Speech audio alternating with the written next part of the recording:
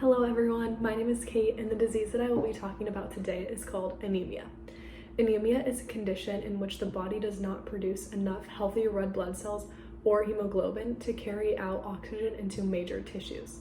This results in low oxygen delivery to the major tissues and can cause some severe problems. Dr. Julie Veith and David Lane presented an article on anemia in 2017.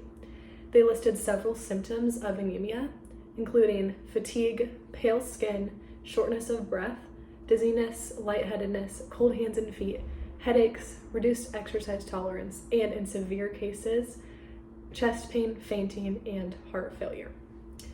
Now, anemia affects major organ systems, most significantly cardiovascular, respiratory, and neurological. Anemia hinders the cardiovascular system because it makes the heart work harder to try and gain blood oxygen. This causes a rapid heart rate. Anemia also attacks the respiratory system by boosting this respiratory rate or the breathing rate in hopes to gain oxygen availability. But this is very problematic because the issue is low hemoglobin and a low red blood cell count, not low air supply. So it's really not fixing the problem at all. Lastly, anemia affects the neurological symptom because the brain is extremely sensitive to low oxygen levels. It causes dizziness, headaches, difficulty concentrating, and confusion. So much so that low red blood cell and hemoglobin is often linked to ADHD. Doctors Michael Cascio and Thomas DeLawfery address the diagnosis and treatment and evaluation process. So first, diagnostic tests to determine if anemia is present must take place, and also identifying underlying etiology. Second, they need to complete a blood count. Third, peripheral blood smear assessment must take place, and then fourth, a serum ferritin testing.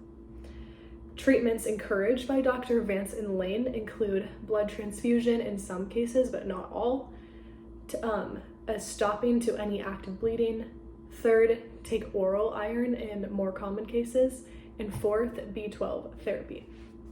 I want to address the question of how science equips humans to participate in God's redemptive work. Now, this is a very broad question that I could answer in a longer amount of time, but to keep it simple, I think that science helps heal the brokenness that resulted from the fall. Medicine and biology can help push back the decay of the world and of our bodies. It helps restore our health temporarily as we wait for full and complete health to be restored when we get to dwell in heaven with our Father. I also wanted to note that science and medicine, they don't replace God's healing, but He uses it so much as means to which He heals and as His instrument. Science can also help us steward creation and steward the things that has been entrusted to us by God, such as our kids and our grandparents, pets, and even nature around us. Thank you and happy Thanksgiving.